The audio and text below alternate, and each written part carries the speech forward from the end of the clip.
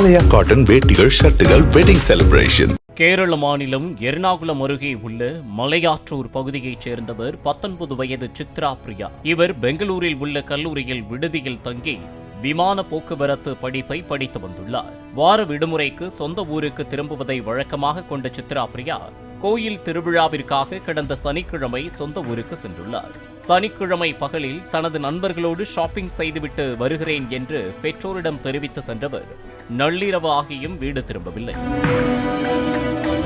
மேலும் அவரை செல்போன் மூலமாகவும் தொடர்பு கொள்ள முடியாததால் சித்ரா பிரியாவின் பெற்றோர் மறுநாள் காலையில் பெரும்பாவூர் காலடி காவல் நிலையத்தில் தனது மகளை காணவில்லை என புகார் அளித்தனர். வழக்கு பதிவு செய்த போலீசார் சித்ரா பிரியாவை தேடி வந்த நிலையில் செவ்வாய்க்கிழமை மாலை மலையாற்றூர் பகுதியில் உள்ள காலி வீட்டுமனை அருகே உள்ள புதர் நிறைந்த பகுதிக்குள் ஒரு சடலம் கிடப்பதாக அவ்வழியாக சென்றவர்கள் போலீசாருக்கு தகவல் தெரிவித்தனர்.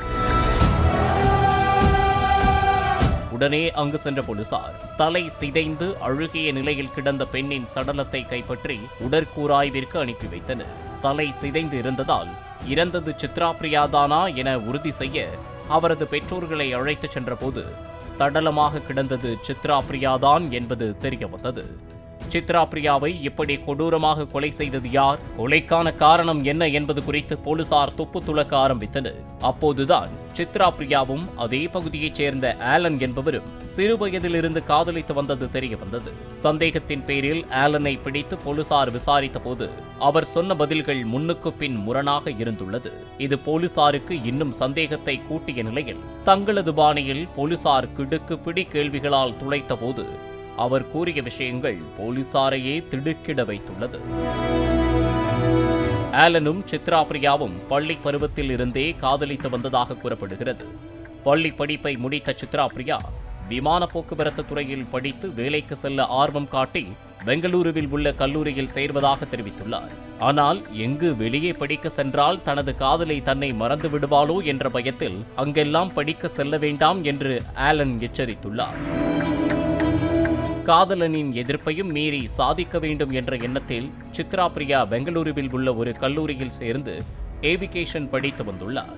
அங்கு சென்ற பின்னர் சித்ரா பிரியா ஆலனுடனான உறவை சிறுக சிறுக துண்டித்த நிலையில் ஒரு கட்டத்தில் ஆலனின் மொபைல் எண்ணை பிளாக் செய்ததாக கூறப்படுகிறது. இதனையும் மீறி ஆலன் வேறு எண்களில் இருந்து தொடர்பு கொண்டாலும் சித்ரா பிரியா சரிவர பேசாமல் இருந்து வந்ததாக சொல்லப்படுகிறது. இந்த நிலையில் கோயில் திருவிழாவிற்காக சித்ரா பிரியா சொந்த ஊருக்கு வருவதை தெரிந்து கொண்ட ஆலன் சனிக்கிழமையன்று செல்போன் மூலம் தொடர்பு கொண்டு தங்கள் நண்பர்களோடு மது பார்ட்டிக்கு செல்ல கட்டாயப்படுத்தியுள்ளார். இதனால் பகலில் நண்பர்களோடு ஷாப்பிங் செல்வதாக வீட்டில் கூறிவிட்டு சென்ற சித்ரா பிரியா நண்பர்களோடு மது பார்ட்டிக்கு சென்று மது அருந்தியுள்ளார். இதனைத் தொடர்ந்து ஆலன் ஒரு பைக்கில் சித்ரா பிரியாவையும் அவரது நண்பர் மற்றொரு பைக்கிலும் சென்றது அங்கிருந்த சிசிடிவியில் பதிவானது. பின்னர் ஆலன் சித்ரா பிரியாவிடம் தனியாக பேச வேண்டும் என்று காலி வீட்டுமனை அருகே உள்ள புதர் அருகே அழைத்துச் சென்றுள்ளார்.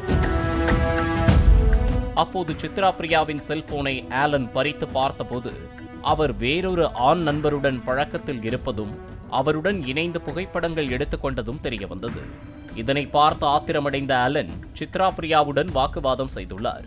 இருவருக்கும் வாக்குவாதம் முற்றிய நிலையில் சித்ரா பிரியா, நான் உன்னை காதலிக்கவில்லை, உன்னிடம் ஒரு நண்பனாகத்தான் பழகி வந்தேன் என கூறியதோடு கல்லூரியில் படிக்கும் சக ஆண் நண்பரைத்தான் காதலிப்பதாக கூறியதாகவும் சொல்லப்படுகிறது. இதனை கேட்டு மதுபோதையில் இருந்த ஆலன் ஆத்திரத்தில் சித்ரா பிரியாவை பிடித்து இழுத்து கீழே தள்ளிவிட்டு அருகில் இருந்த ஒரு கல்லை எடுத்து தலையில் கொடூரமாக தாக்கியுள்ளார். இரத்த வெள்ளத்தில் சித்ரா பிரியா சம்பவ இடத்திலேயே உயிரிழந்தார். பின்னர் ஆலன் அங்கிருந்து தப்பித்துச் சென்றது போலீசாரின் விசாரணையில் தெரிய வந்தது. இதனையடுத்து ஆலன் மீது கொலை வழக்கு பதிவு செய்து கைது செய்த பெரும்பாவூர் காலனி போலீசார் தொடர்ந்து ஆலன் மற்றும் சித்ரா பிரியாவுடன் மது பார்ட்டியில் பங்கேற்ற சக நண்பர்களிடமும் விசாரணை நடத்தி வருகின்றனர். பாலிமர் செய்திகளுக்காக கன்னியாகுமரி செய்தியாளர் கண்ணன். ஆலயா காட்டன் வேட்டிகள் ஷர்ட்டுகள் வெட்டிங் செலிப்ரேஷன்.